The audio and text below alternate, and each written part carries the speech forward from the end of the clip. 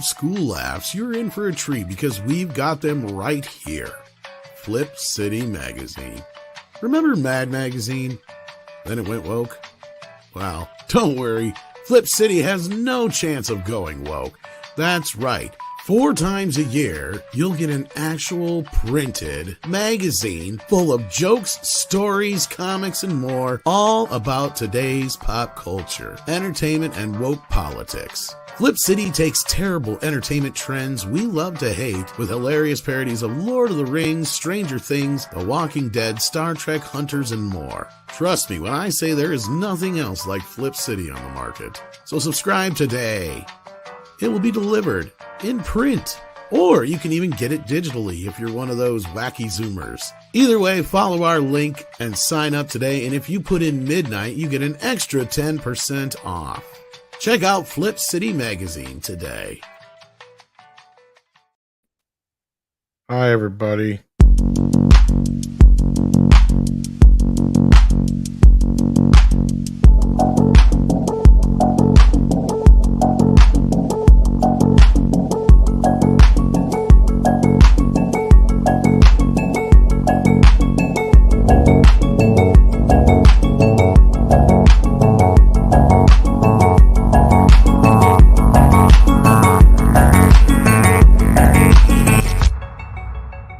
Good evening, good morning, good afternoon, whatever it is where you is. Welcome to the program. I am Tom Connors. I am in a lot of pain. I had a surgery today, so that went well. Thank you for all the well wishes and those who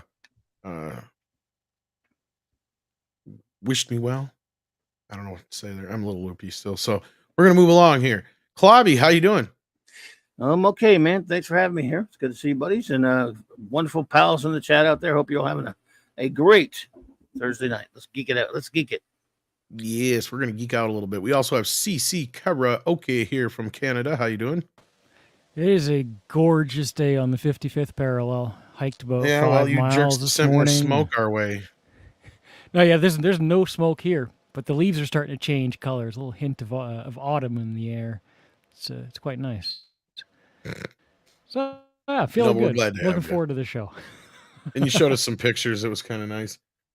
Wish I was there, but no, I'm sitting here in a lot of pain because I had to have surgery this morning on my toenails. But for the most part, I'm doing well. We're probably not going to stream as late as we normally do tonight, but we'll see how far we go. We got some folks here who've seen Blue Beetle, like Price of Reason. How are you doing? Welcome back to the program.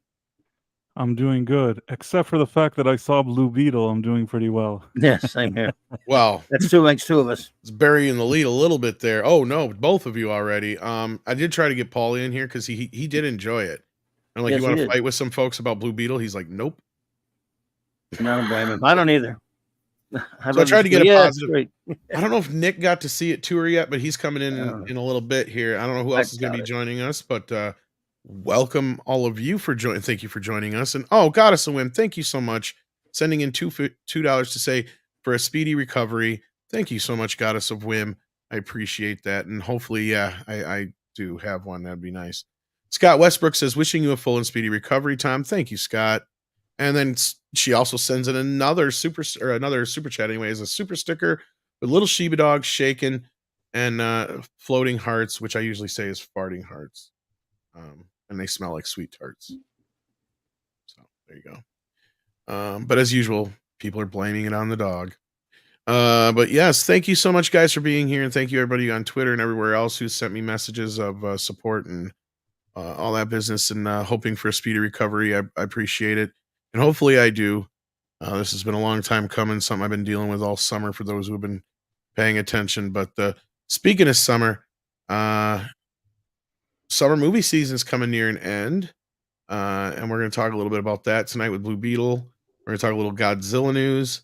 But otherwise, is there anything going on that's new news that we should cover before we get into all that? Is there anything I'm missing? I don't know. I don't think so. That's what I know of. Don't know. Okay. Yeah. It stinks, says Jay Sherman. Yes, it does. What's your first thought? Says, according to Bounding into Comics, Blue Beetle director confirms a film inclusion themes of displacement, colonialism, and gentrification. It's funny you mentioned that. What's your first thought? It's almost like you Yeah. read my mind because I have this article ready to go here There you go. with that lovely ad for that expensive ass turtle van. Wow. $479, kids. Oh. Yeah, I know. Oh my. I want it so Does bad. kind of look worth it. It is badass. But if you want to get your hands on that and help Midnight's Edge, here's the link in the chat for that, because we are an affiliate of Entertainment Earth. But yes, we're going to get into that. What's your first thought? And Larry says, is Booster Gold in the Blue Beetle movie? Get well, Tom. I don't know, but there's a few people in the panel who might know. We're not really doing spoilers much. Not yet, but we'll get there. Maybe. We'll be spoilery to say that no, sir. Nah, I don't think that's spoilerific enough. No, Well, if he was, like you'd this, have to. And that's the thing is, how do you answer it, right? Right. If they hit him in there, he's not in plain sight or anything. And I'd have to go back and see if they put in a little, like, because I'm sure some dope's going to come out. Well, you'll see. There was this little Easter egg here where shut up. He's not in there. Sure get to hear about Ted Cord a lot, though, and he's not in there either. Well, let's see what John here has to say about Blue Beetle, and then we'll get into your guys' review. Blue Beetle director Angel Manuel Soto confirms that the upcoming film features themes of displacement, colonialism, and gentrification. Not only did he confirm these themes, but he also revealed the film specifically sought out Mexican actors, refuting the whole Latino narrative he's been marketing as the film. In an interview with Collider's Steve Weintraub, Soto was asked, what do you actually want to include from your... Yeah, they're still a thing. From your own experience, I'm surprised Frosty's still there. Anyway, own experiences and the environments that you grew up in that were really important to you to put into this movie, because this movie means an awful lot to a lot of people. Soto responded, yeah, I mean, I wanted this film because it is the first time you see a character that is Latino on the paper and that his families are Latino. I really wanted to grow on the experiences that form a lot of us right. Sorry, guys, I'm still kind of loopy. Oftentimes, he tried to say this is the first Latino movie. No, I think he's kind of hinting at the first Latino superhero kind of thing, maybe. Can you tell I look up a lot of Ninja Turtles?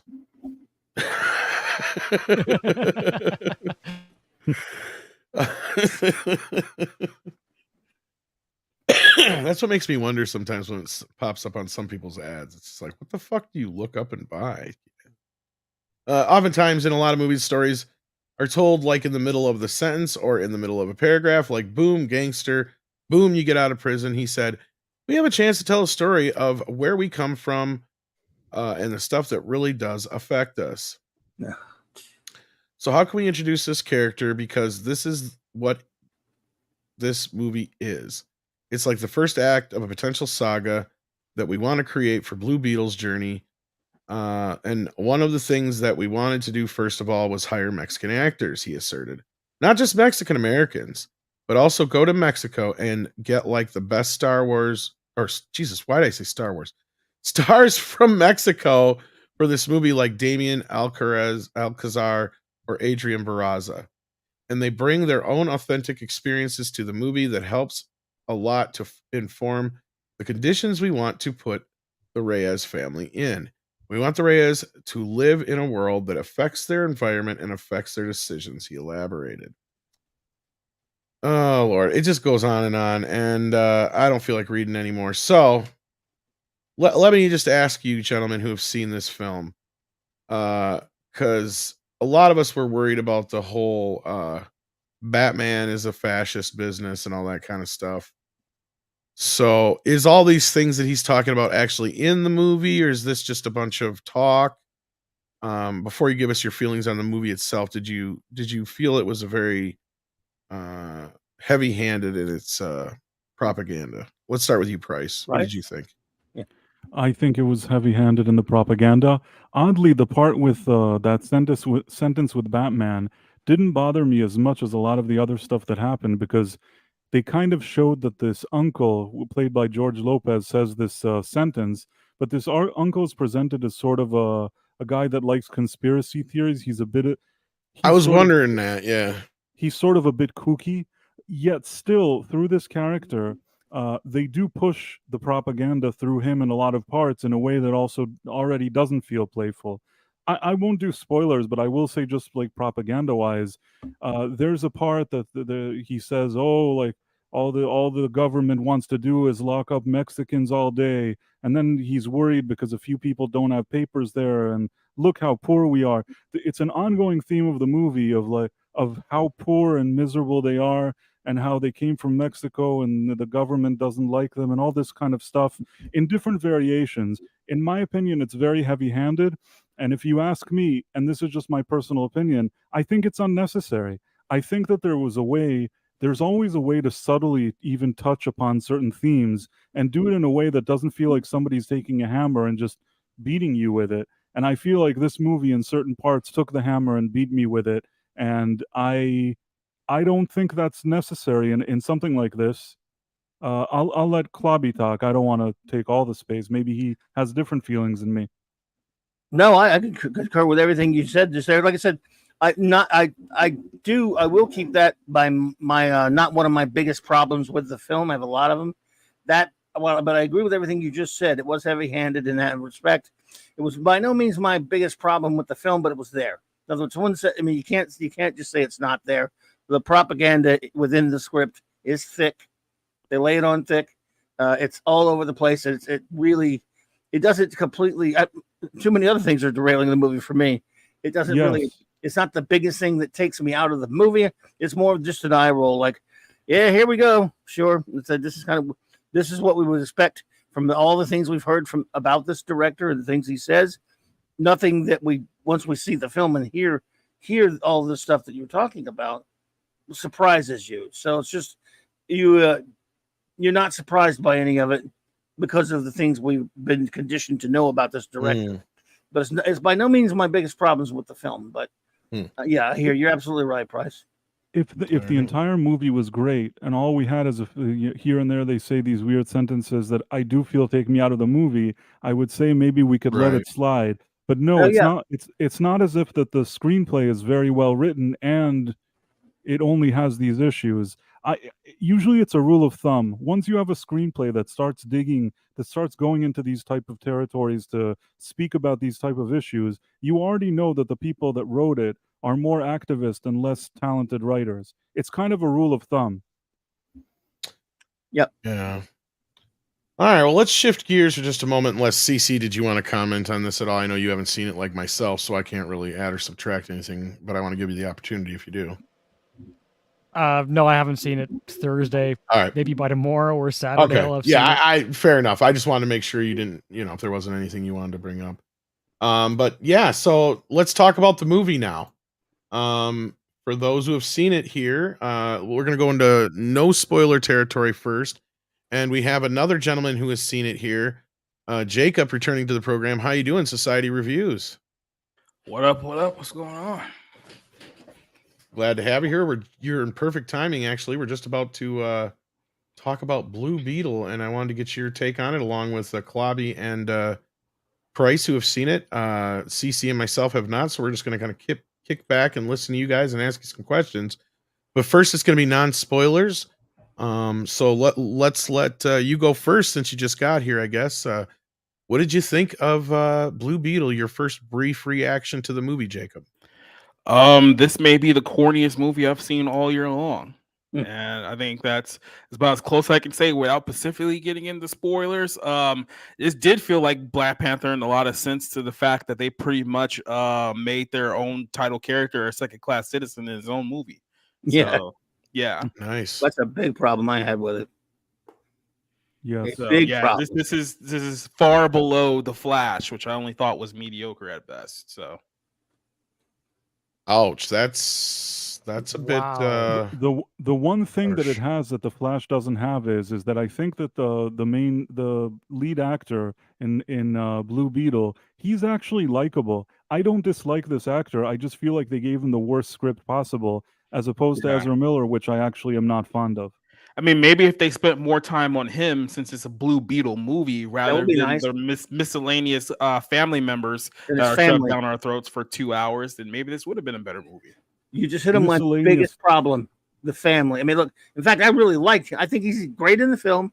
I really like the actor. He's very likable all the way through. And even though this is not my favorite iteration of the character Blue Beetle by far, but it's really, I thought after about halfway through, I wasn't really soured on the film that much, but I was thinking, okay, now we've got to get to more Jaime. This needs to be Jaime's film. It's called Blue Beetle. It's Jaime. Family's cute and all. I don't really like him that much, but I'm thinking that, I understand they're establishing his family, which is one thing you do with this character, but you only have 2 hours. It's not like a comic book where you can come back each month and do it over slow burn time. You've got 2 hours. I'm enough with the family. We get it. We've got them established. And it's not really spoilery so much as the fact, just to say, in general, they never leave you alone with the family. They never leave him alone in his own film. It should be called Blue Beetle Family. And there's so many scenes really that wrecks you see the film. there's so many scenes where they're just in it. Every single family member is in it, as if they're every single moment of tension in the film has to be interrupted by either George Lopez or some other random member of the family. And then the whole bit with like the grandmother got very old very fast. Oh, that was awful. Oh God! Again, this movie. That's just the last half of the film when I started to realize we're not going to just have a Blue Beetle movie with this character who I was liked him. We're not going to have an adventure with the Blue Beetle. Later, we'll see them at the end or whatever. It's going to be all about the family, and he's just there. When I realized that, I'm like, I took a complete nosedive when I was willing to give the movie some slack, telling its origin, because you do, with a character like this, you need to breathe a little bit and tell your origin. That's fine. The family can be there to facilitate the origin. That's great. But when it gets like halfway to somewhere in the film and it becomes the Blue Beetle family show, and a Blue Beetle sitcom basically about his family, I was done. Yeah, it's like the beginning was fine enough because you're still establishing the character. You can establish his family at the beginning there, but they just never go away, and they just stay there throughout the course of the entire film. Yep, they never go away. Sorry, go ahead. No, it's okay. I mean, without getting into spoilers at this point, there's a point that the grandmother does something and then she yells at people that they're imperialists. And at this point, I just said, oh, my eyes were rolling so much that they were already... Yeah, if you don't like woke messaging, then this film, especially like the first 90 minutes or so, just beats you over the head over. And I was like, okay, we get it. You're victims. The country's against you. Everyone thinks that you're gardeners. I get it. Can we move on? Yeah. Well, before we move on any farther, sorry, Price. I just want to introduce Nick here real quick. Hey, Nick, how you doing? Hey, what's up, guys? How y'all doing? I just been back here listening to you guys review this movie. I have everything spoiled for me. Yeah, interesting to hear the take so far, but carry on. I'm Price, hello chat, continue. hello wrenches. I'm just gonna kick back and let the gentleman do work. Yes, I apologize. Go ahead, Price. Continue. Sorry. Well, I was just going to ask them if they noticed. There was a scene that really bothered me, and it's not a spoiler. It doesn't really matter to the plot of the movie. He supposedly wants to go on a job interview, and he wears a suit, and he walks into a building, and he's supposed to have a meeting with somebody that's important, and he walks to the receptionist, whoever is there in the building, and she says, excuse me, you have to drop off deliveries. Deliveries are over there, as if he's the delivery boy. But if he was the delivery boy, he would be wearing a delivery uniform and have something to deliver. I think that in 2023, a guy that looks very presentable, wearing a suit that has a meeting with a very important person in this building, I don't think the receptionist is going to tell him, hey, you're the delivery boy. Go fetch your boxes or whatever. Especially like the city that they're basically playing off of here is Miami, and I don't know if anyone's been to Miami recently, but yeah, it's overwhelmingly Hispanic. So this whole idea that I guess white people just assume that every Hispanic there is like I guess a janitor or something like that. Like that's the implication. It's like maybe not in a city like Miami where there's like literally them everywhere. Yeah, it was pretty ridiculous. That was terrible. All right, so we got Jacob's main kind of take on it. We kind of got an idea of what you felt about it, Price, but real briefly, what was your feelings on the movie overall? Your non-spoiler take, anyway. Price? Wait, are you talking to me or to Jacob? You, Price? Yeah. Get back here. Because we kind of got Jacob. That's where we started. Jacob was supposed to just give his thing, and you guys just kept rolling, but that's all right. I just wanted to get your kind of spoiler-less take on it real quick. before we move. So it's me or Jacob. I got confused for a second. So we already got Jacob's. Yeah. What's yours price? Sorry. Okay. Oh, no problem. I actually wanted to hear what he had to say, but no. So I think that there's that, and there's also if I had to say something good, we're not getting into spoilers. If I had to say something good, it's one that I like the main actor. They don't let him do anything in this movie, and they totally. If I was this actor, I'd be depressed from this movie. And the other thing is, at least they had a love interest that's easy on the eyes. I had some issues with her. She wasn't the best actress, and I have other questions because she was supposedly Latina, but I'm not sure how she was Latina because I guess I missed it. I didn't really quite understand how. But regardless, at least she didn't look bad. I mean, she was easy on the eyes, and there's a feeling what we don't see a lot in these movies anymore, that at least he's sort of a little bit trying to romance her or something, which is something that we don't even see in movies anymore. So at least they tried to give him that a little bit, and she wasn't awful in the sense that she was easy on the eyes. That's not a lot to hold on to, but no, those are the good things about the movie. That those are the things that you have to hold on to. There's literally nothing else good about the movie. No, I had some major. Oh, sorry. I'll agree. Go ahead and give your brief reaction to the film. Yeah. That's a lot of geek complaints. I don't know if you want to hear those, but go for it. Not really spoilery, I guess. Now, look, again, Ted Kord is my favorite of the Blue Beetles. I like Darren Garrett to a point. I was never the biggest fan of Jaime, but I've saw him on some animated series and different things like that where I thought the character was okay. So I'm not the biggest fan of the character, but nothing against him either. I really like a lot of people really like this actor from his Cobra Kai's work, and I think he does a nice job in the film. He just never really gets to do anything in the film because, again, he has it taken away from him, in my opinion. As far as geek stuff, first of all, we start out with the OMAC stuff. Why are you using OMAC, which you never give full credit to Jack Kirby on, by the way, you idiots? And they totally disrespect OMAC. And this is how stupid these writers are, okay? They want to create, quote, an army of OMACs. OMAC literally means one-man army corps. One man Army Corps. Really? That's what Jack Kirby created. And you jackasses keep who's in Sarandon. And by the way, it is based on some really stupid comics where they misused Brother Eye and OMAC earlier, but not like this. This is really even dumber. And this is so bad. It's like you guys do a little research maybe and understand what OMAC is, and you'd probably just change it to something else and not embarrass your dumbasses. But again, I did say there were geek complaints, didn't I? Here's the biggest. I think this movie shits all over Ted Kord in some really bad ways because we get to see his secret hideout, which was pretty cool.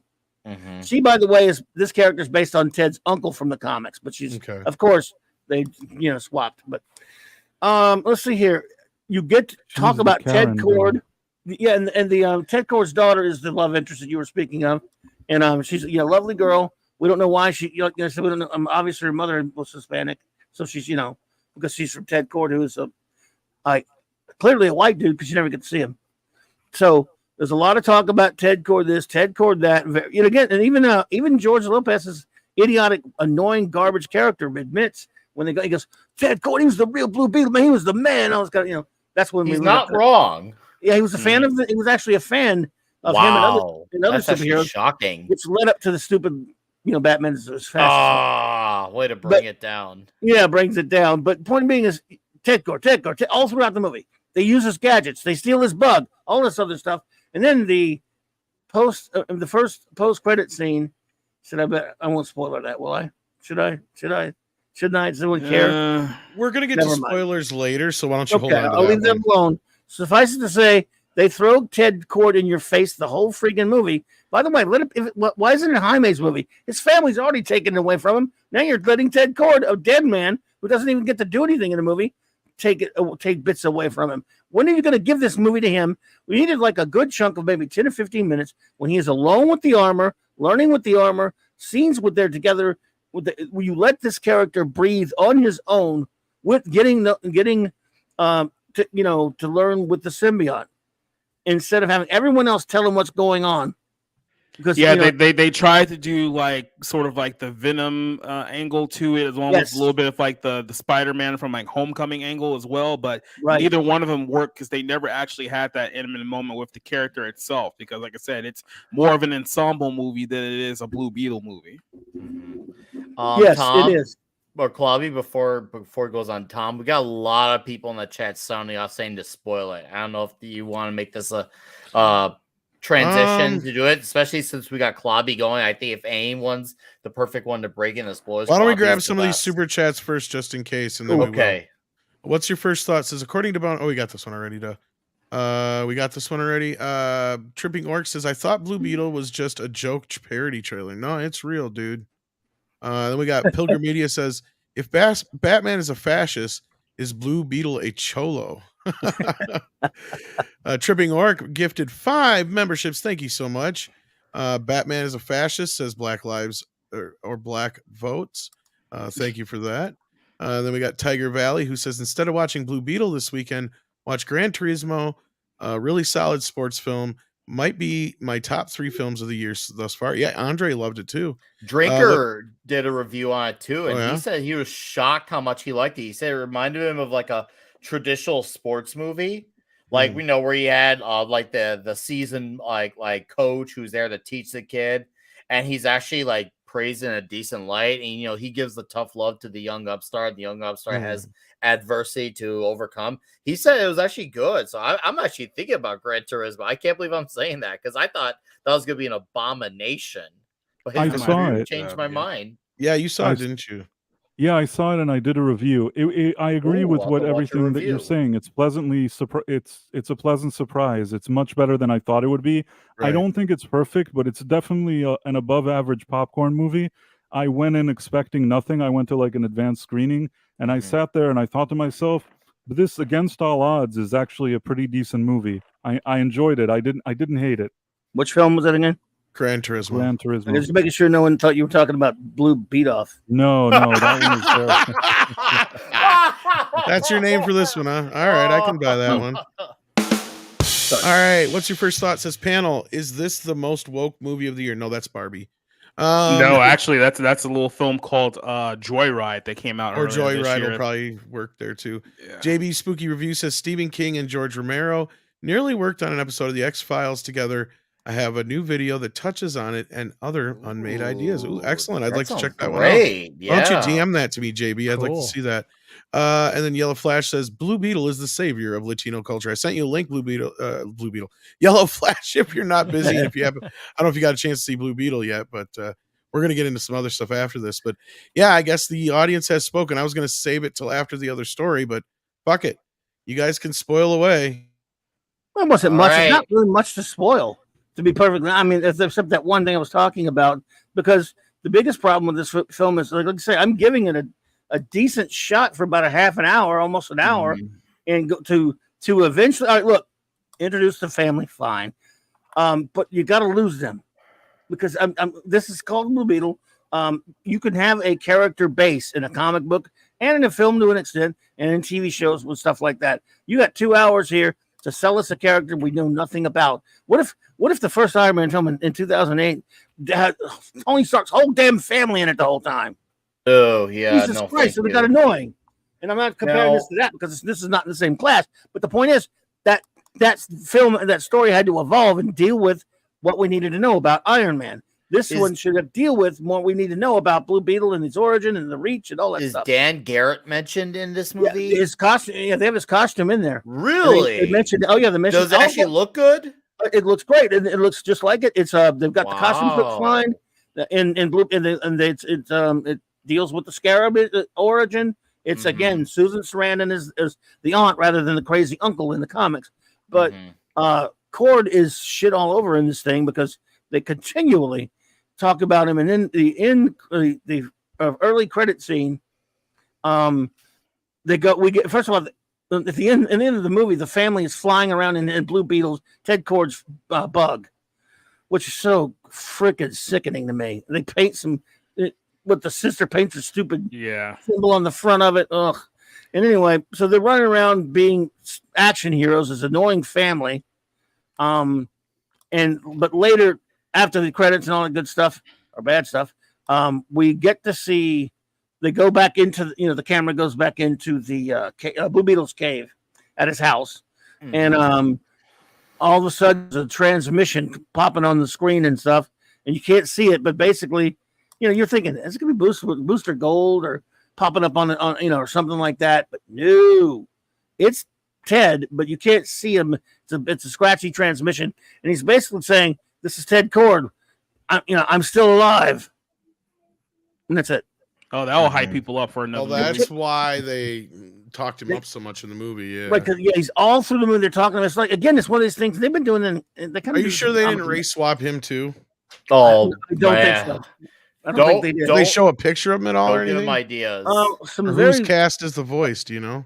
I don't know that, but a couple of shots when they're in the house. I just say that just because you said that's the only one that Lopez seemed to not have a problem with. He's like, oh yeah, he's the man. Hey, it could be then. It could be. I mean, I can't see him, so isn't he Sarandon's brother though? So if he's Sarandon's brother, wouldn't that's he? What I'm saying. He's Sarandon's brother. Oh, so okay. That's why. No, that's why I think he is going to be. Don't mind me. I'm high. So the thing is, he's mentioned all through the movie, and you're like, if you're a Ted Cord fan, but you still come and give this a movie shot in good faith, could you just go to show a few things? That's pretty cool. A nod here and there, but shut up about him. And now, not only did you screw Ted, you screw Jaime, because he doesn't get to do anything in his own damn movie with his ass kicked all over the place and have his family do everything for him. Wait, and by the end of the movie, So you're mentioning earlier with the family. You were mentioning with the family being involved with the flying. It reminded me of a comment that someone said in the comments where it says, so basically it's "We are Blue Beetle," and that's a comment that's saying about when they're trying to make that thing about the Flash show, like where no, you're not the Flash, we are the Flash. I've noticed there's this trend where it's like, oh, everyone is a hero. Everyone has to have a team.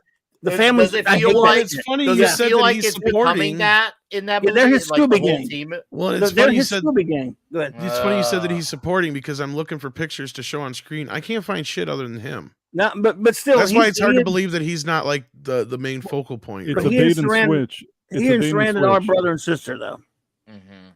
Okay, I didn't mean to interrupt that, but I'm just saying, like, no. I've been looking for images, and like the only one I could find that isn't just him is the poster. And that one Susan Sarandon picture I had to go find, and that wasn't the highest quality. Also, a terrible, lousy villain, and of course her little guy that she's with her in her OMAC outfit that's with the so-called baddie. Again, another movie with no villain whatsoever. I mean, she's the villain, yeah, but she's not particularly charismatic or interesting. Of course, the crazy uncle would have been better, but played by a real actor. And the guy, the muscle that she's using, the guy with the OMAC, that we can barely see him right there. By the way, it's not OMAC, you goddamn idiots. You don't understand OMAC, and didn't even give Jack special credit for it. They just had his name in the credits. They didn't even come out. Hey, DC, what about Blue Beetle created by, and they just put thanks to they put their names in the credits. They didn't know, like, wow. They didn't single out Steve Ditko or Keith Giffen or Cully Hammer or Will Eisner. They just sucked at him in the credit. They didn't give them like they do, Bob Kane and Bill Finger and Jerry Siegel and Joe Shuster, that kind of stuff. Yeah. I feel like there's been a consistent lack of respect for these people. Dude, I made that a point. Yeah. In my I did a video about 3 weeks ago on the Invincible one-off episode that came out. It's based off Adam Eve. And if you look in there's a 2-part miniseries apart from the core Invincible comic where they would do a little one-off miniseries to expand on the world of Invincible. And there's a 2-part called Invincible Presents Adam Eve, which is based off the character of the name Adam Eve. And they take that story from that 2-part comic and they make it into the episode. It's really, really faithful, not just in the events that happen, but also they even take dialogue from that 2-part series. And as I'm watching the credits, I see the writer of that 2-part mini series is not brought up once. And I'm like, what the hell? The penciler was named who penciled those comics, but he was credited for the costume designs, which is fine because, if he had a say in that, that's good. But he drew the events that took place in it that they used for his comic. I'm like, how the hell were these guys not properly acknowledged. One was kind of acknowledged, but the other wasn't even brought up, period. What the hell, man?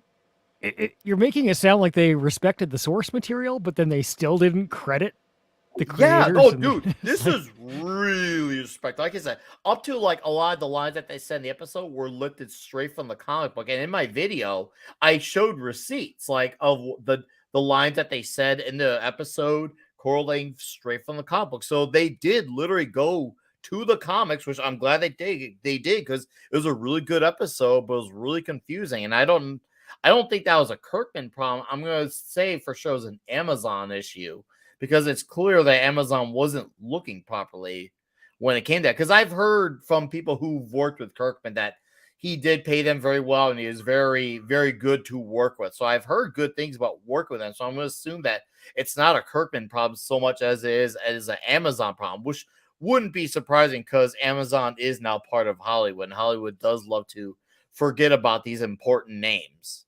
But anyways, Klobby, you were saying, because, well, it was relevant. No. I'm good.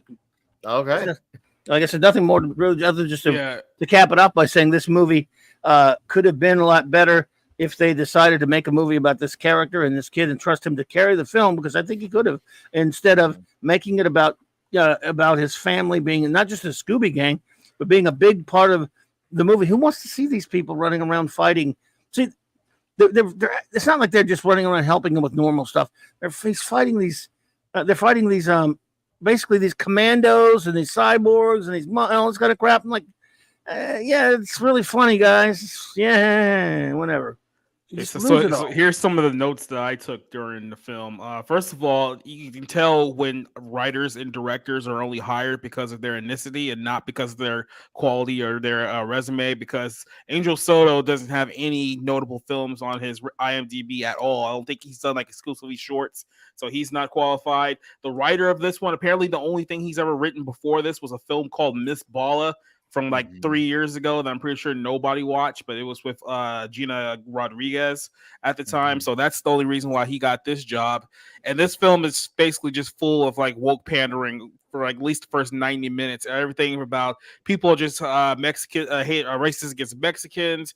We got anti-landlord propaganda, racial justice, anti-capitalism, transhumanism. We have a scene where basically it's just a straight up ice raid right in the middle of the movie. So there's that as well. Oh my god! There's something else that I really had to Google this at one point in the movie because it just looked too similar to me. I was thinking to myself with the villain, or the quote unquote villain of the film, that his suit looks like a direct ripoff of the Pacific Rim suits. It does look a lot like that. Yeah. And I went and Googled it. It turns out, that was a Warner Brothers movie too. So they literally ripped off the Pacific Rim suits from that film and then just copy and pasted it onto this movie. Just absolute laziness as far as that goes. And Susan Sarandon is basically just Hillary Clinton in the entire film. So that's the whole thing. It's Aaron. God.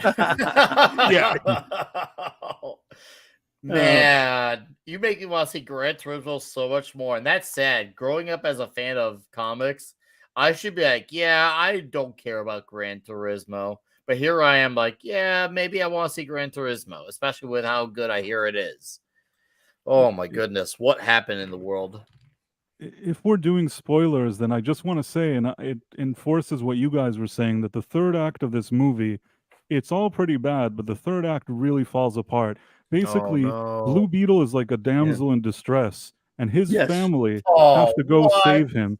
That's fucked up considering they did reshoots. But go ahead. I'm sorry, Price. No. They did reshoots, you think? I know they did reshoots. This is after the reshoots? Why? Wow. The grandmother, the sister, and the mother, and the girlfriend or potential girlfriend, they all have to go rescue him while he's sort of a damsel in distress. And there are these kind of girl buses or whatever you want to call it. And the grandmother takes this machine gun and starts killing all these people. And then she says, "Take that, you imperialists." And at that point, I just thought to myself, I can't believe this is. And this is the problem. Every time you have an opportunity to have this character shine and try to like rise him up to be a superhero, it's like, oh, he just randomly gets saved by his grandma, or randomly gets saved by his sister, or randomly gets saved by George Lopez. It's like, are you guys like a superhero unit, or is this like a Blue Beetle movie? Like, I'm kind of confused. They kill the dad. They kill the dad. The one guy's just like the nice, normal, guy. The most likable guy in the whole movie. Most likable guy. Got to kill him because he's just a dude. And we'll keep George because he's a nut. Yeah, the nut George has to live. Yeah, and then of course the women, the sister, the new girlfriend, what have you, and the mom and the grandma. Yep, they're the badasses. Do all the ass kicking. They're all super amazing at fighting. So what a shock! Of course, like even at the very beginning, like where I can't remember the girl's name, the one who was at the Lord family, the one named supposed to be like his love interest, quote unquote. Jenny, yes, I think Jenny Cord. Yeah, because there's a scene like very early on where she's like arguing with like Susan Sarandon's character, that he like kind of like stands up for her, and then like outside the building, she goes through that whole spiel. It's like, yeah, I appreciate you, but I don't really need your chivalry, help. But I don't need your help. Exactly, like that whole deal, and it's like, oh, because remember, heterosexuality isn't allowed anymore. I remember the grandma was also in the 5th Rambo, Last Blood, if I recall correctly. I think that's the same grandma who was in Last Blood. Really? And she did have an action-based moment, but it was kind of cool. It didn't feel like a dumb girl boss moment. And it was small. It wasn't anything that took away from what Stallone did in the movie, where she became the star of the movie. It was a decent movie. It wasn't great, but it's just unfortunate. Well, she could have had a moment, but now it's all about her. Not in this movie. I mean, no one's paying any money to go see Abuela, so I'm sorry, but that's just it's not needed here. Yeah. How about Susan Sarandon and that Sanchez guy? There's something. First of all, they want to make her a Karen. She's a villain, but also a Karen. Susan Sarandon. Right, Sanchez. Yes, he keeps calling the guy Sanchez. So she has a guy that he's a top scientist that works for her, that's doing all this stuff for her. But because she's quote unquote she's a Istanphobe, she can't remember his name. Now it's not like she's in a room with 500 people. It's just her and him all the time. But she keeps calling him Sanchez when his name, I guess, is Jose. And at the end, there's a moment in the movie where he's like, "Excuse me, my name is Jose." And I just thought to myself, this is one of the worst movies. It's literally a scene of like, see white people, not all Mexicans have the same name. It's like, okay, this is actually why I need 2 hours into this movie. Was Susan Sarandon good though? I mean, I love her as a character actor you can depend on. She just phoned. She showed up. She phoned it. She collected her check and ran away. She did her best Hillary Clinton impersonation and then went home. She just showed up there and said, "Okay, what do I do now? Blue wedding? Blue. And that's a shame because Solo did a good job. Yeah. Oh, I'm sure he's fantastic. He's a great actor. He's the best actor in the movie. He's one of the, obviously he was like, especially the first season. Don't get me wrong, I enjoy his character a lot in Cobra Kai, but I feel like that first season was that was almost his show at some parts, like along with Lawrence, because it was really about those two. And like, I remember when I first saw him, like, wow, this kid's gonna be somebody, and he deserves it too. He's clearly got the chops. I don't think anyone here will dispute that. Just really a bummer to hear that he got downplayed just because they need everyone to be a hero. He's the reason I kept giving it some slack, even by the time I knew the movie was doomed. I was like, all right, maybe he's going to get it together. Maybe he's going to. But again, the one thing I did not see coming was that in that getting close to that third act, where it was going to be so dominated by his family. I said, at some point, the superhero's got to take over here, right? He's the superhero, not you. His family, all the. I mean, we get it. He loves his family. He's fighting for his family. And by the way, I don't know if you guys have noticed, I should go back and count them I'm never going to watch this thing again. There are more than like 4 or 5 sequences that are stops for long exchanges of life and philosophical crap that are boring beyond belief. And they're all talking about believing in each other, and you are the best ever. You've got to believe in yourself. We're all and about how great and wonderful love and family and all that. So don't get me wrong; those things are wonderful. But I didn't need 50 speeches about it in this movie, and this movie is loaded with that crap. Yeah, like I get it. They wanted to show that hey, he has a strong connection with his family. He's a big family guy. It's like, okay, you can establish that in like 10 minutes of a 2-hour movie. It doesn't have to be like 3/3 of three-quarters of the entire film. Didn't it feel like there was like 5 or 6 scenes, really long scenes with that kind of crap? Or am I well, like I said, that's what happens when you don't have experienced writers, because the experienced writers will understand, okay, we've already made this point, we can move on now. This was amateur writing. I agree with you. It's as if I was telling Tom before that it was like film students that are failing their classes but somehow wrote this screenplay. That's what I felt when I was watching it. But this is a direct cause of the whole diversity and inclusion hiring that Hollywood and these major studios are now implemented, that they're giving people who are not qualified to write major pictures and to be on these projects. They're giving them jobs simply because of, well, it's a Hispanic character, so we need an Hispanic writer and an Hispanic director, because we can't have a white guy telling a Hispanic story. That's racist. So you just hire someone completely, utterly unqualified to write these stories, and then you wonder why they stink. Well, and by the way, sorry, go on. No, go ahead. Finish your thought, Price. I was going to say that I think that if I recall correctly, he never actually wins any battles. The bad guy discovers. Not really. The bad guy regains his memory, and suddenly he agrees with him, and he thinks yes, he doesn't beat anybody. Bad. So literally the ending of this movie is that when Blue Beetle has an opportunity to beat the bad guy once and for all, I think the program or whatever the scab is stops him. It's like, no, you can't kill him. And then they go back to like a flashback of his life. It's like, see, he was just a poor little brown boy just like you. So you can't kill him. Go kill the Hillary Clinton character over there. She's the one that needs to die. They really can't give that's true Jaime Reyes a proper moment of heroism where he can be the shining star. Come on. You're making me like, at first I was kind of conflicted about not seeing it, because once again, I do like this actor a lot. I think he's a very talented kid, and I don't mind the Jaime Reyes version of the character, even though he's not my Blue Beetle, but I don't mind him. He's definitely a lot more tolerable than the other versions I've seen of these characters. But this, you guys are making me like, now I'm like, man, I'm relieved now. Even though I'm still angry, I'm relieved. Don't waste your time. I just want to thank everybody who's joined us from the pro show. We've got over 647 of you out there. If you can hit the like button, if we can get over 500 likes for the show, I'll give Sadie a treat. 16-bit mascot sent in $2 and asks, does it reference other DC stuff? Cheers, guys. So yeah, is there any references to any DC stuff, any cameos, any of that kind of business? It references by speech only, and obviously the stuff that we see in Ted Kord's Lad. And let's see again, OMAC's a pretty big reference, I guess, since they were stealing from the mining from that. As the conversation, clearly in the Snyderverse, perchance, or anything like that? They never really. And then again, unless the other guys here can correct me, they just talk about, like I said, there are mentions about, when they go to Kord's place, they mention other superheroes like Superman and Batman and whatever. And aside from that. And you guys are probably have way better memories than me, so I'm going to defer to you guys who also saw it. I can't think of too many mentions that would be either just like, kind of this nebulous comic book stuff, but almost nothing that I can think of connecting to other DC films. Maybe you guys let me know if you've. Only in the lab in that part they mention a few Superman and Batman, whatever, with that sentence, but generally, except for that maybe minute, I don't remember any other real references to the DC universe or DC extended or anything. Yeah. No DC EU either. No DC EU either.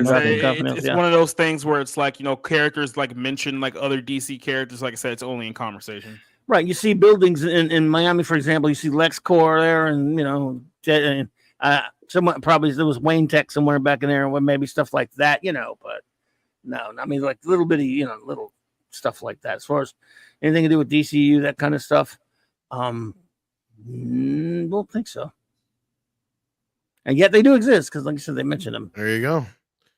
All right. Well, was there anything more specific that you guys wanted to touch on when it come to this, or any questions that anybody else had about the movie before we move on, or? I mean, that's pretty much all the big complaints that I've listed about this movie. Like I said, this is worse than The Flash. So, Corey saw Ace Chemical. So there you go. That's a good one. Again, they're Easter eggs though, so it's not like not Flash. Oh my god! What's that? I mean, Flash wasn't. Jacob's saying Flash wasn't good either, but like I rolled my eyes. I rolled my eyes less at Flash than I did at this movie. I think Flash was worse than this, but I hear you. If the lead is good, I hope he has a career. I can't blame him for taking the role. I just hope that he continues to get a better opportunity in the future.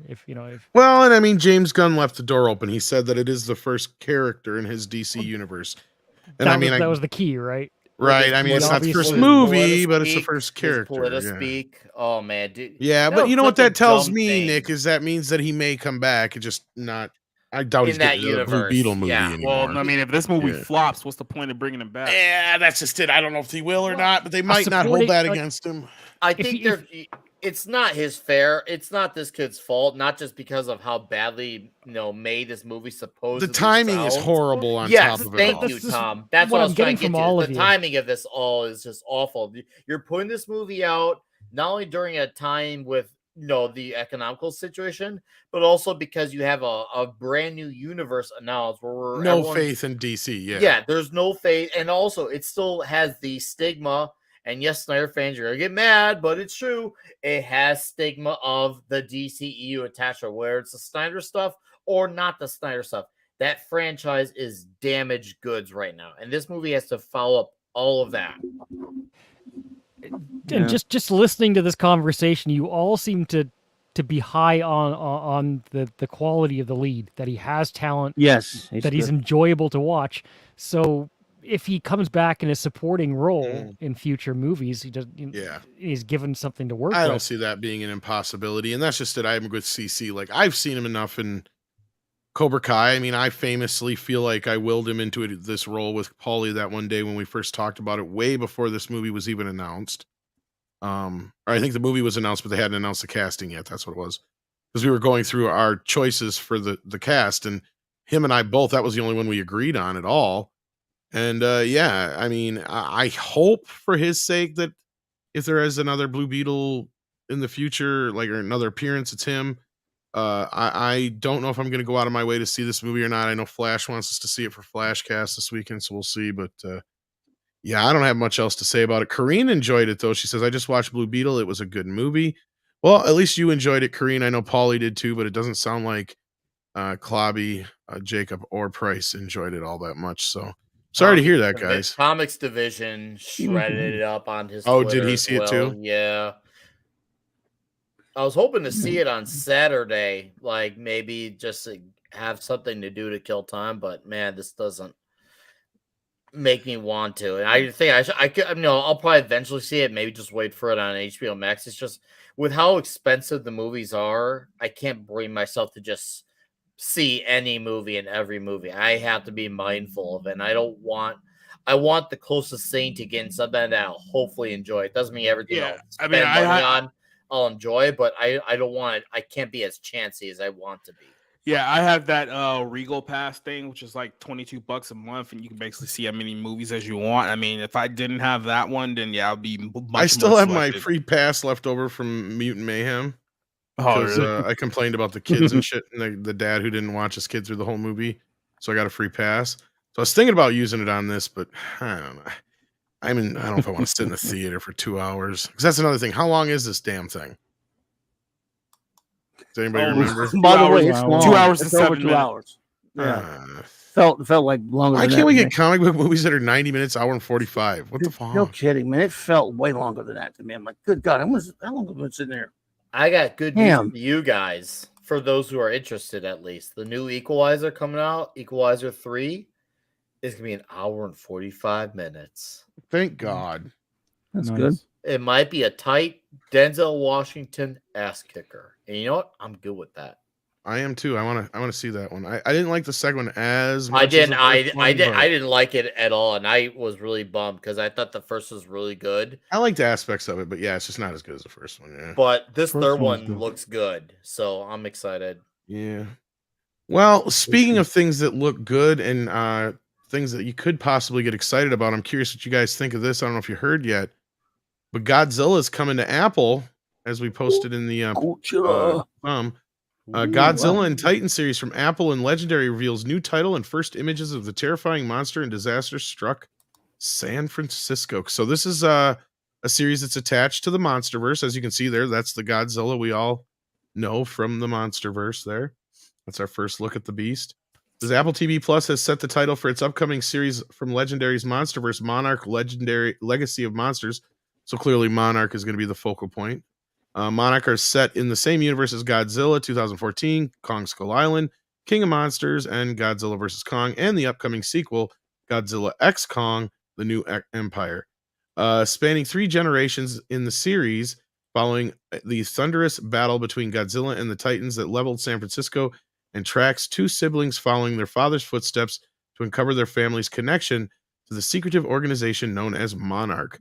Clues lead them into the world of monsters and ultimately down a rabbit hole to Army Officer Lee Shaw, played by Kurt Russell and Wyatt Russell. Yeah, so that's some news there. I'm there for that. Taking place in the 1950s and half a century later, where Monarch is threatened by what Shaw knows. So yeah, we don't have a titled though yet not titled at the time. It was first ordered in January 22nd of 2022. Don't have a date yet for when the show starts, but there's young Wyatt. There's the other star of the show. There's Kurt.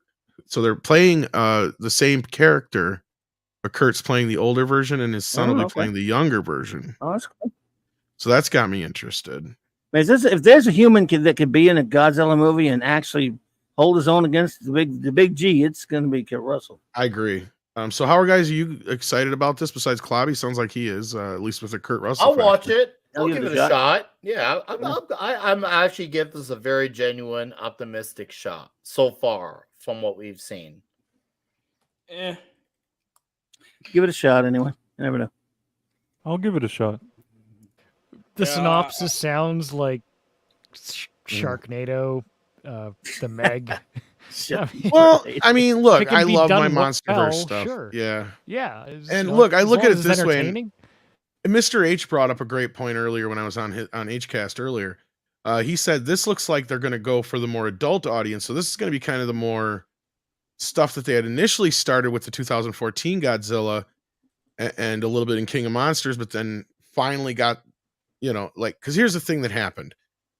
Godzilla 14 came out. Everybody was freaking out. You never get to see the monster. It's too serious, blah, blah, blah, blah, blah. Yeah. That's King Kong comes out. It's a little bit more well-balanced. King of Monsters comes out. Not quite there yet, but a little bit more balanced as far as like a lot more monsters, less humans, business like that. It's getting a little bit more wackier like some of the other Godzilla films. The thing with that movie was even though it underperformed at the box office, what it did do was sell buttloads and truckloads of toys. And so they went, holy shit, we've got a gold mine here. So when Godzilla vs. Kong was made, they made sure that was basically a Saturday morning cartoon. Nice. And for that very reason alone, because they knew that kids were their core audience now, and they knew exactly who they were trying to hit with the toy demographic. I think this show is going to be... It's literally a school bus. Yeah, see, now this, I think, on the other hand, is going to be taking us back to a bit more to the serious side of things. So I think I like this move, if it's true, because that gives the adults something to enjoy in this universe, and then the kids have the movies still, right? So it's kind of like what I wish some other franchises would do sometimes. I don't mind that. You gotta walk the tightrope. If you're going to take it seriously, you have to know how good your script is, right?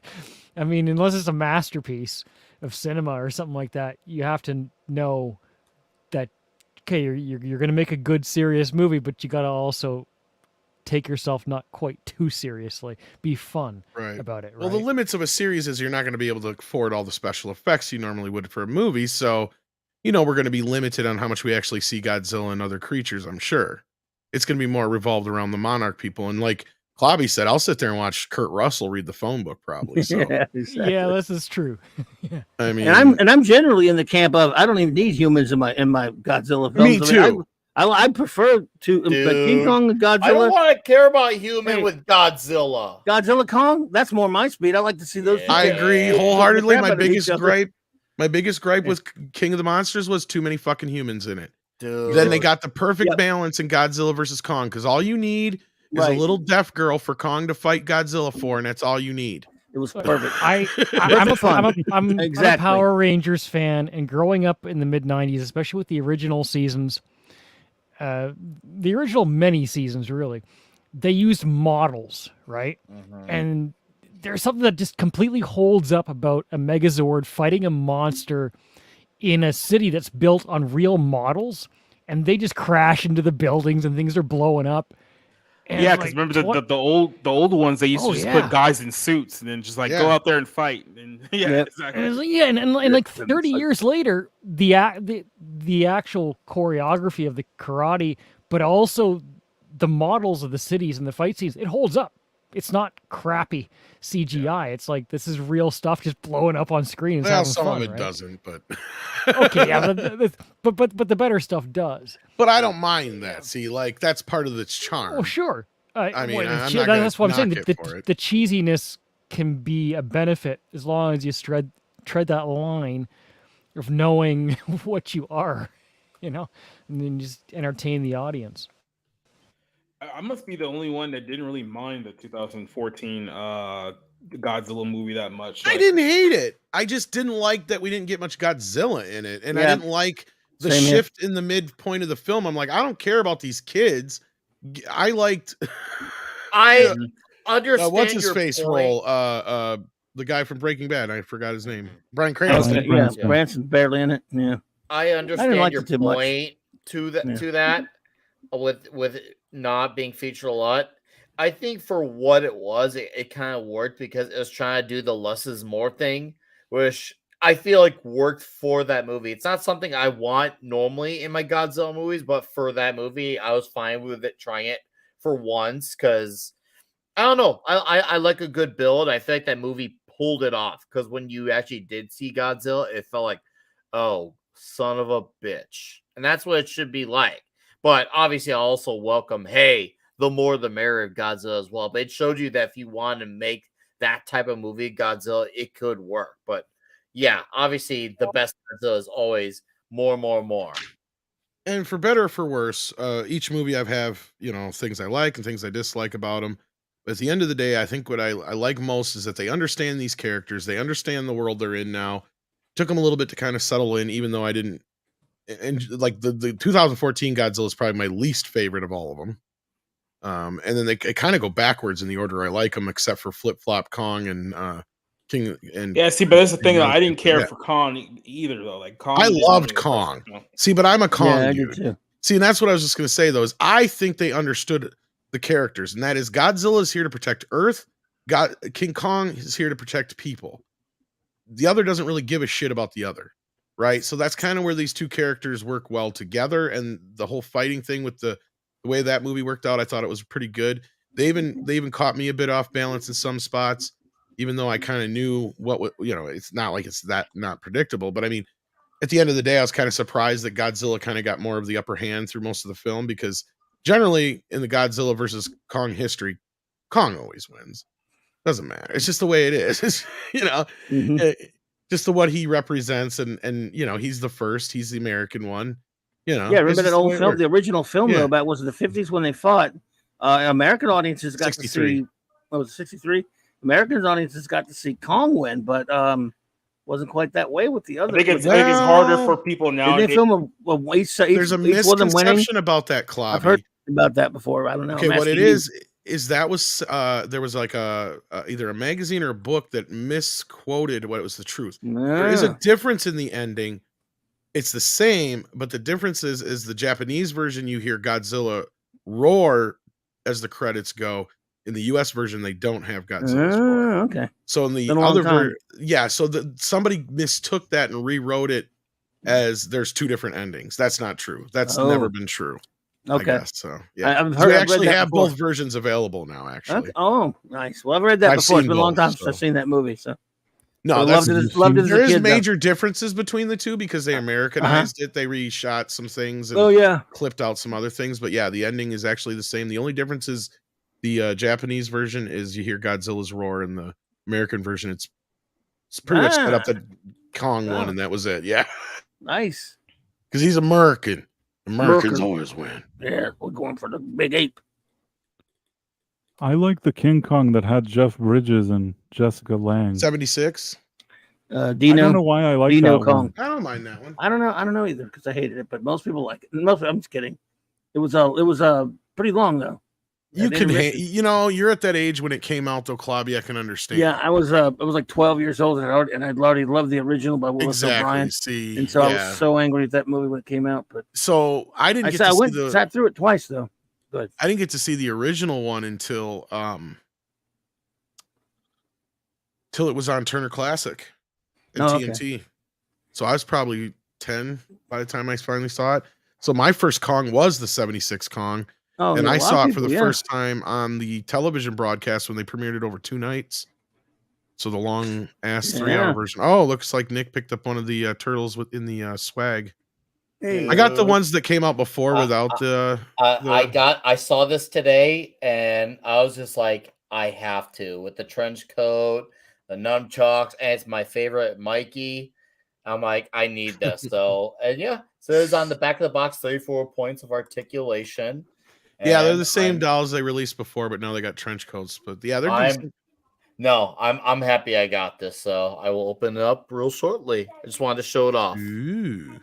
Oh, looks good. Yeah, I have the ones they put out a couple years back, but they don't have the trench coats. That's the big difference. But nice. Yeah, I'm kind of looking forward to this a little more than I thought I would be, especially considering now we got Kurt Russell involved and some other shit like that. So yep. But no, I don't mean to cut this too short, guys. We got a few more super chats to go through here, but yeah, I'm in a lot. Take care of yourself, Tom, especially if you're in pain. Don't worry about that, dude. I'm gonna be honest. I'll be honest with everybody. I've been putting on as good a show as I could here. I feel like the reason why James Gunn said the whole first character thing, it's because he's a fan of Cobra Kai and he likes the kid. Says, what's your first thought? That could be, but also I think it's easy to transplant him in this new universe, especially if they delete it or there's nothing really tying it to the Snyderverse, right? Like that's the beauty of this film is it's transitional. It's a bridge. This movie wasn't even supposed to come out until after Aquaman and shit. So like if they had just held it off, maybe it would have been better timing and it could have fed into the new DC. Maybe they could have reshot it, it sounds like, but that's what happens when your movie's been, delayed several times for reshoots because it stinks. Yeah, Aquaman put its director in the hospital, I hear. Did you hear about that? No. Yeah, I guess James Wan went in the hospital with exhaustion or some shit. Yeah, I don't know. Way back when they were filming it, or no, just recently here. Oh. But they just went in for some more reshoots not too long ago, and he's been working on editing and stuff, I guess. Which movie? Oh, you breathing, buddy? Okay, we'll get back in there. Yeah, pretty much. He knows he has a stinker on his hands. There you go. I was gonna say, who said something? I think it was Price. Yeah, dude. Oh yeah, I'm sure he does. Do you think Blue Beetle will be the one that bombs hardest? Like between Shazam to not Flash and no Blue I don't know. I think it has smaller budget compared to the others, so it might not be. Yeah, it was like 80 originally, and then like another 20 or 100 or 40 or whatever was added on to that for reshoots and stuff. I don't know exactly how much. I don't think it had to worry about as much China virus. I mean, this movie has the same budget as Shazam too, so it's tracking worse than that, I think. Oh boy, that's not good. That's not good. Yeah. Too Tired says my favorite is Owl Kitty versus Godzilla. Yeah, I love Owl Kitty. Owl Kitty's amazing. If you guys haven't seen the Owl Kitty videos, maybe Warner Brothers can blame The Rock for this film from flopping. Who here has not seen Owl Kitty videos? I have not. But I guess I'll have to check it out. I like Godzilla. My older little girl, she likes Godzilla as well. So I guess we're at to watch this. I prefer Bambi versus Godzilla, my favorite. But go ahead. Oh, I've seen that. Owl Kitty is just a famous internet or YouTube celebrity. 2.2 or 2.3 now million subscribers, I should say. Ooh. Owl Kitty replaces all your favorite stars in all your favorite movies. Wow. Great black cat. A stake to claim in the waters off Amity Island. You yell barracuda. Everybody says, huh? What? You yell cat. We've got a panic on our hands on the 4th of July. This cat. Swallow you whole. You ever have one do this before?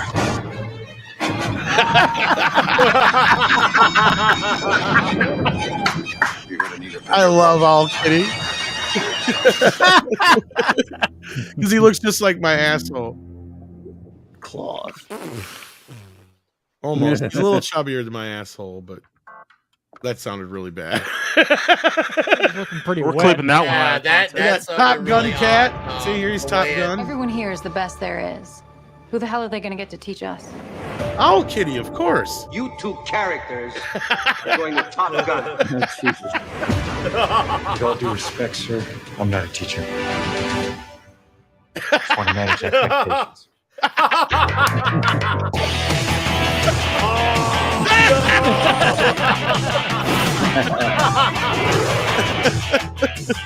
No.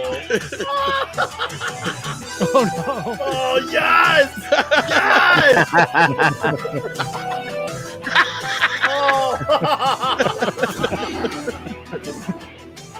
Oh, this is great! Where's this been all my life? Top Gun Owl. Dude, that was The cat just great. crashes into a rock in the first 5 Yeah, minutes in there's the film. tons of them. Wow. Yeah. Okay, I am There's Titanic, subbing Owl there's Kitty today. Home Alone. There's That blew my damn mind. Oh, Godzilla versus Owl Kitty. Here we go. Oh, no. That's one he was talking about. Okay. We have to take Yeah. it. We need Owl Kitty. The world needs her Oh no! to stop what's coming.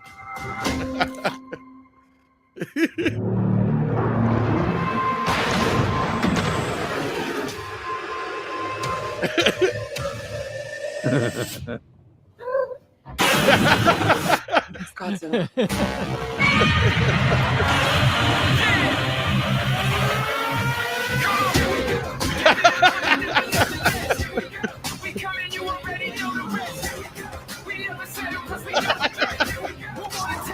Dude.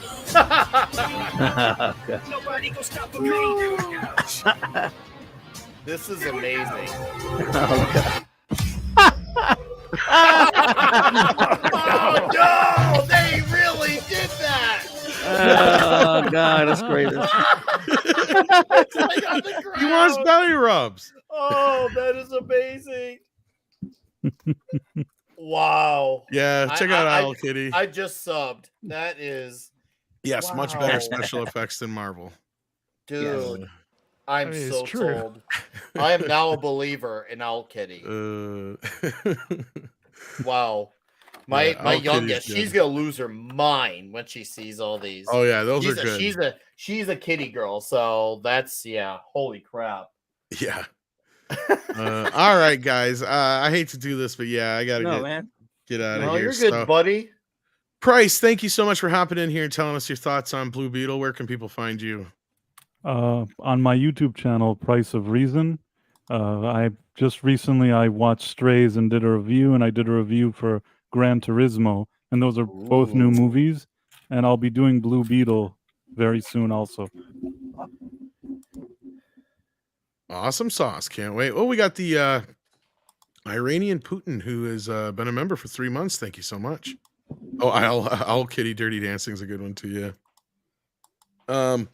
So, Jacob, tell us about Society Reviews and where we can find you. Society Reviews at YouTube, Rumble, Twitch, Kick. I stream on Mondays, Tuesdays, and Friday nights. So go find me over there. And then I write stuff for Bounty and the comics as well. Awesome. Nick, what you got going on?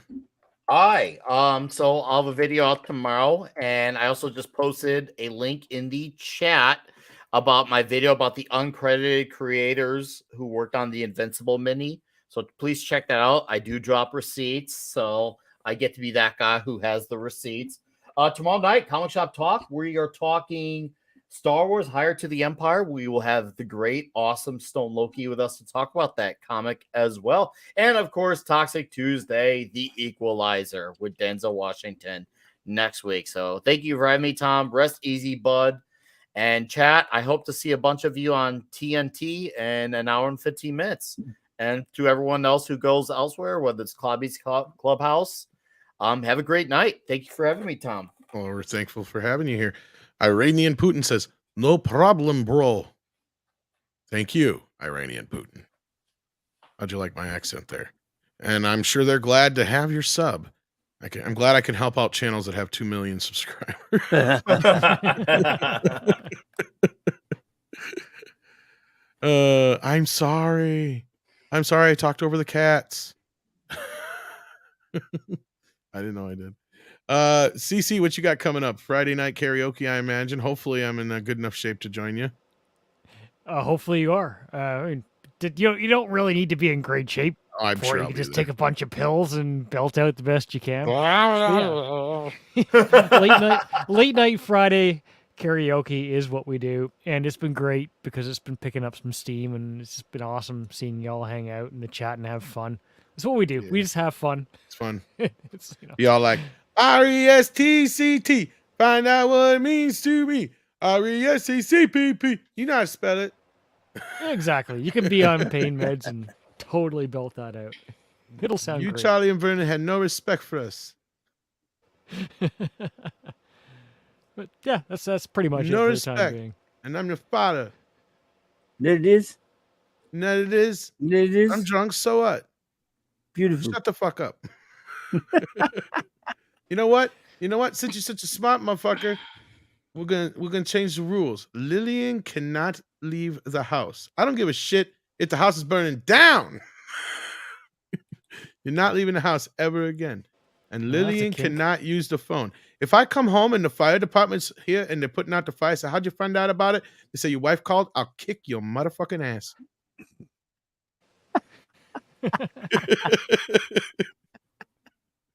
Oh, shit. You're in this bitch to stay. Kalabby, what you got coming up? Hey, Eddie Murphy Raw. See it if you have. About at 9 p.m. Central, at a little over an hour and 15, I will be doing the clubhouse, of course, with the wonderful Raquel and the great chief engineer Mark D with the C. And then, I guess tomorrow night, hanging out with before I join Nick and the gang, I'll be at J-Man's channel reviewing Kirby's Fourth World. Then with Nick and the Comic Shop Boys, reviewing Heir to the Empire comic adaptation, we should say. And then Saturday night Star Trek with Raquel again, reviewing all of real Star Trek. So with this week starting Star Trek Voyager season 2. And thanks for having me, buddy. I really appreciate it. I'm glad to. Hail to the chat. You got your chance to see Blue Beetle, and thank you for your review. And thank you. Thank all of you for listening, and thank you for all the well wishes. I appreciate it, guys. And take care of yourselves and each other, and I'll probably see you on the morning show. Bye.